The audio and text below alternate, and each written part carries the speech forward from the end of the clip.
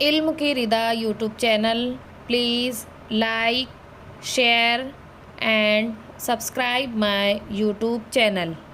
پیارے بچوں، آج ہم جماعت اول کی اردو بال بھارتی کی کتاب سے صفحہ نمبر 55 پر اچھے بچے پڑھیں گے۔ چلیے ہم شروع کرتے ہیں۔ اچھے بچے۔ منا اچھا بچہ ہے، وہ اپنی دھن کا پکا ہے۔ منا اپنی امی اور ابو کا دلارا ہے، وہ سارے محلے کا بھی پیارا ہے۔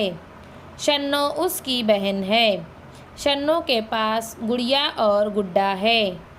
گڑیا کے بال کا گچھا ریشم کے لچھے جیسا ہے۔ بچوں، اس سبق میں بہت سارے الفاظ ایسے آئے ہیں جن پر تشدید ہے۔ جن حرف کے اوپر تشدید ہوتی ہے اس حرف کی آواز 2 مرتبہ آتی ہے۔ جیسے منا، تو نون کی آواز اس میں 2 مرتبہ آ رہی ہے۔ آپ کو ایسے الفاظ کے نیچے لکیر کھینچنا ہے اور انہیں پڑھنا ہے۔ خدا حافظ۔